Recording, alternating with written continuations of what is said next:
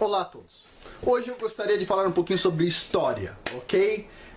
Não a história convencional, até porque o pessoal ensina história muito mal, mas a história de verdade. A história que está relacionada com eventos importantes. E a primeira pergunta que eu quero responder neste vídeo, vou responder duas e elas têm a mesma resposta. A primeira pergunta é: qual que é o segundo evento histórico mais importante na história do Brasil? Na nossa história, ok? E a segunda pergunta é: qual é o evento catastrófico natural mais importante para a história do Brasil? E, bom, lá vai a resposta. Bom, lógico, todo mundo sabe qual que é o evento histórico mais importante do Brasil, né? A descoberta do Brasil. O segundo evento histórico mais importante é discutível. Os professores em geral dizem que é a ida da família real para o Brasil ou coisa do tipo. Na minha visão, o segundo evento histórico mais importante do Brasil, embora pareça óbvio, é a definição da língua portuguesa como a nossa língua. E, para quem não sabe, nós deveríamos estar nos comunicando hoje em Tupi-Guarani. Vocês não acreditam. Mas, quando foram fundadas as primeiras escolas no Brasil, pelos jesuítas, os jesuítas, eles aprendiam a língua local e eles ensinavam o que eles tinham a ensinar com a língua local. E no Brasil a ideia era estabelecer o Tupi-Guarani como língua oficial. Ou seja, todos os portugueses que fossem para o Brasil deveriam aprender o Tupi-Guarani, ok? Os jesuítas... Bom, os jesuítas representam uma figura complicada na história, ok? Eu não sei porque no Brasil ninguém fala dos jesuítas, as histórias por trás dos jesuítas, mas eles são figuras bastante polêmicas. Por quê? Tem constituições de países que até hoje indicam que os jesuítas não podem entrar no país. Ou seja, eles sempre foram mal vistos em vários países da Europa. Mas a coisa que mais incomodava todo mundo sobre os jesuítas é que eles ensinavam, inclusive no Brasil, um negócio que se chama dialética. A dialética é assim, é você ensinar uma pessoa a defender dois pontos de vista diferentes ao mesmo tempo. Tá? Não é uma coisa positiva. A dialética não é uma coisa positiva, eu acho que é moralmente questionável. Tá? Eu acredito que ninguém devia aprender dialética, mas os jesuítas ensinavam dialética. Bom, os jesuítas foram seguindo, tinham lá o negócio deles, tinham terra no Brasil, faziam as negociatas deles no Brasil, e era isso. A história deveria seguir esse rumo e nós deveríamos estar falando Tupi-Guarani, tá bom? Esses caras esquisitos que vários países mandaram embora, os jesuítas, estavam tomando posse da educação no Brasil. Inclusive, todo mundo deve saber, tem várias escolas jesuítas no Brasil, incluindo escolas famosas. Tem uma escola na Avenida Paulista, acho que é esqueci o nome do colégio, um colégio muito importante, também é um colégio jesuíta. Então assim, os jesuítas eles eram pessoas muito complicadas, tá? Para falar o mínimo, eles eram pessoas complicadas. Quem tiver curiosidade, estude um pouco sobre os jesuítas a sério, assim, a fundo. Bom, e a gente devia estar se comunicando em Tupi-Guarani, mas aconteceu algo inesperado. Um terremoto. Um terremoto, mas não foi um terremoto, foi o terremoto. Um terremoto que aconteceu no Atlântico, uma região pouco sísmica, e que atingiu Lisboa. Esse terremoto deu origem à sismologia moderna. Uau, né? Se não fosse esse terremoto, vai saber se eu era sismólogo hoje. E esse terremoto não só deu origem à sismologia moderna, como ele devastou Lisboa em Portugal. Ele devastou. E foi um dia excepcional, num horário excepcional. Ele aconteceu no dia 1º de novembro de 1755 e que foi o dia de Todos os Santos. O pessoal estava celebrando o dia de Todos os Santos em Portugal. E basicamente as pessoas estavam na igreja, acenderam vela para os santos, acenderam em casa, etc. Tal. Quando o terremoto chacoalhou tudo, as igrejas caíram, as pessoas estavam na igreja assistindo a missa, As pessoas estavam na igreja, as igrejas colapsaram em cima das pessoas, as velas caíram nas igrejas e nas casas e gerou um incêndio inacreditável que, puxa, acabou com boa parte de Lisboa. As pessoas que conseguiram sobreviver a isso, desesperadas no meio daquele monte de incêndio, vários focos de incêndio em Lisboa, correram para a praia e para os rios. E aí chegou o tsunami.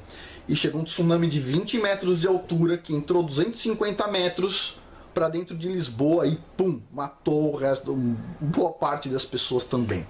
Puxa vida, um terremoto catastrófico. Bom, e o rei de Portugal nisso tudo? O rei de Portugal, no dia anterior, estava tendo uma briga. No dia anterior ao terremoto, estava tendo uma briga. Ele queria assistir à missa, a mulher dele queria ficar no palácio e a filha dele queria ir para a fazenda, tá?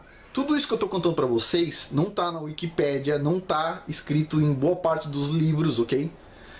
Isso foi contado para mim por um grande pesquisador que fez um livro sobre o terremoto de Lisboa, só um parênteses aqui, que foi o Igor Paca, do IAG USP. O livro deve estar disponível à venda dentro do Instituto de Astronomia, Geofísica e Ciências Atmosféricas da USP. Tem várias fotos, etc. tal, mas foi um pesquisador fantástico. E, bom, embora provavelmente a gente discorde de várias coisas, mas essa história que foi me passada.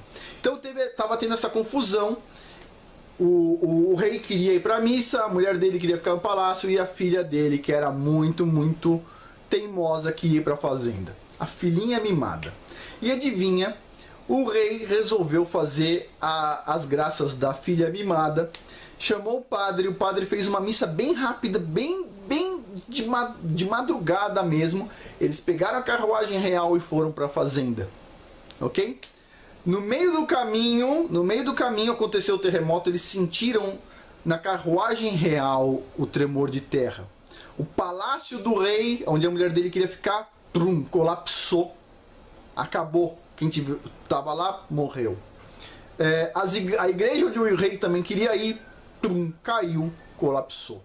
E, bom, a família real saiu sem nenhum arranhão, graças à filha mimada. Uau! Esse rei, já até agora para mim não confundir aqui, qual que era o nome do rei? Dom José I. O rei Dom José I, depois disso, nunca mais viveu em Palácio Real. Ele viveu com a família dele numa tenda real, mas uma tenda luxuosa, tá? Ele tinha claustrofobia de lugares fechados depois do que aconteceu com o terremoto. Foi uma coisa horrível.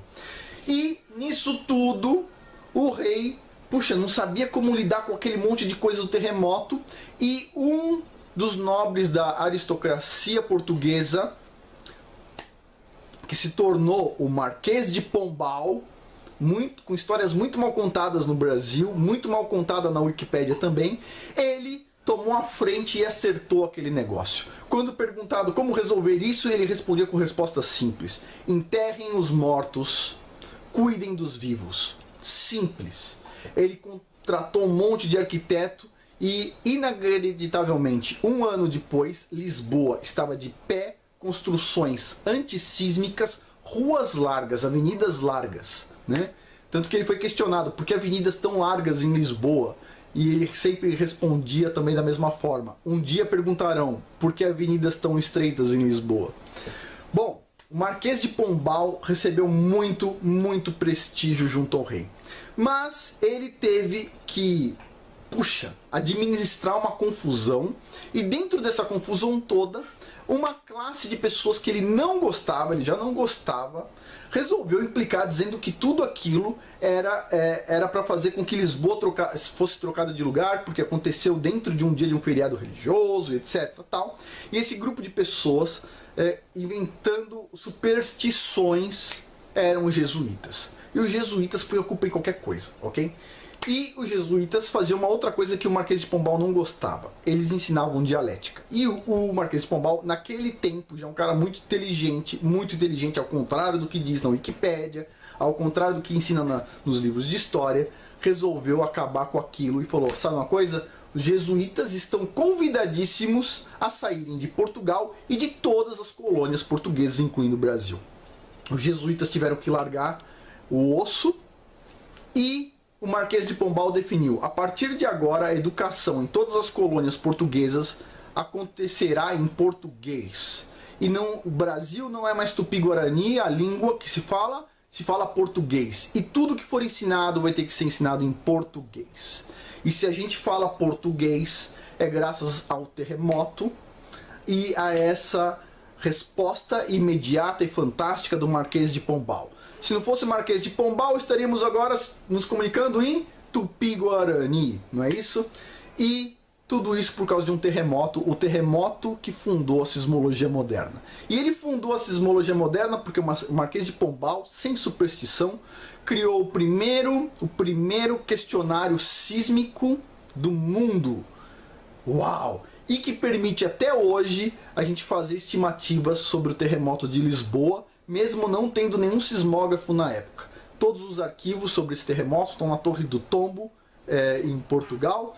E, puxa vida, é fantástico. Agora, é interessante, só um parênteses, para vocês entenderem.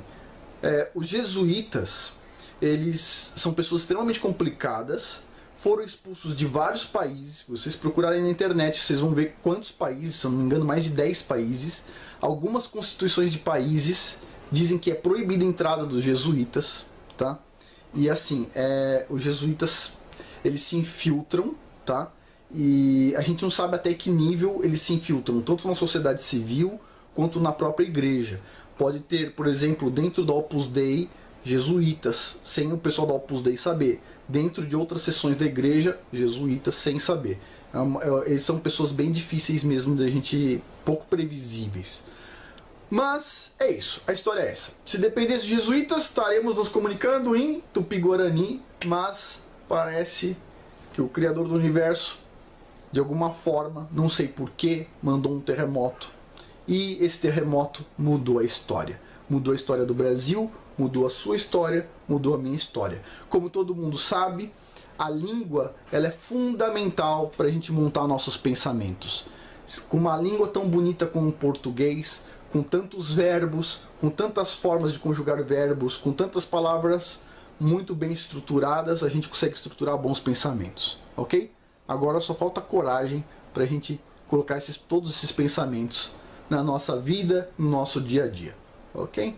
Então, na minha visão, o evento catastrófico mais importante para a história brasileira é o terremoto de Lisboa, e o segundo evento histórico mais importante é a definição do português como nossa língua mãe, ok?